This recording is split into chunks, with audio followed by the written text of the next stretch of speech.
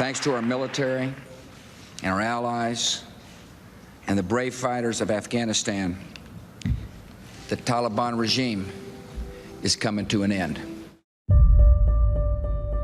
While some have described it as a new day dawning in Afghanistan, others have said the same Afghanistan from 20 years ago is about to reemerge with an emboldened and stronger Taliban that has greater access to weapons and technology that we supply. This side of the airport is long. The U.S. sending sunrise on Tuesday morning in Kabul. And now so many questions about how the Taliban was able to take over the entire country and this quickly. Today, Afghanistan police took the city. The Taliban reportedly stopping.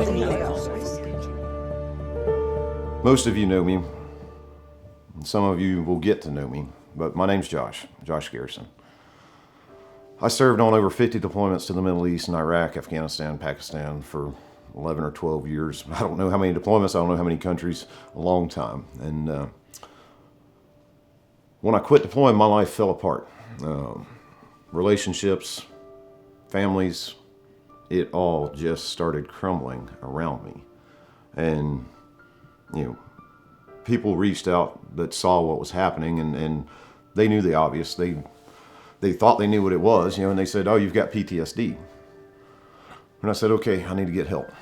So I went to the VA, and I guess the first person I ever really talked to about it was Dr. Geltz. And Dr. Geltz is an amazing psychologist, and we've worked together for probably going on 6 years now, off and on, sometimes every other week, sometimes twice a year.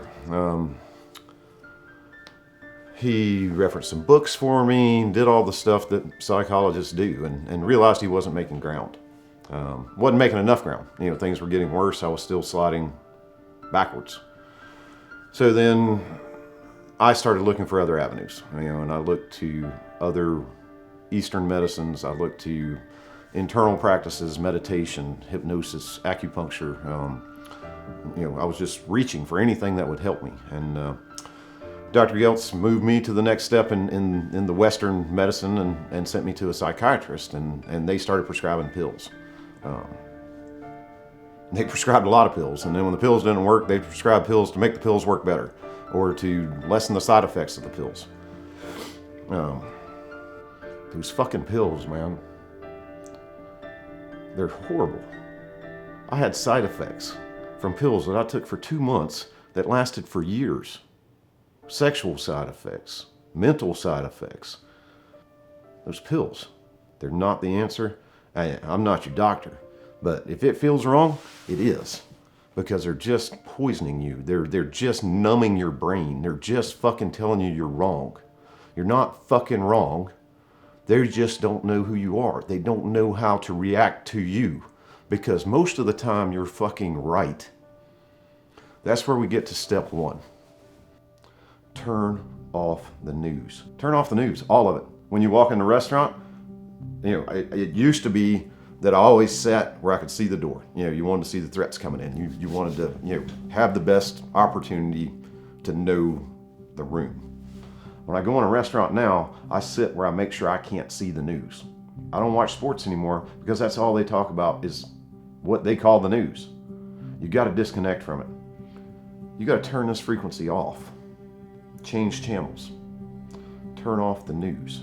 It creates what Dr. Geltz, in one of our last sessions, maybe the last session that we talked, and we're going to talk again. I'm not done with Dr. Geltz because he's my friend. I just hope the next time we talk it's over a beer and not on a couch.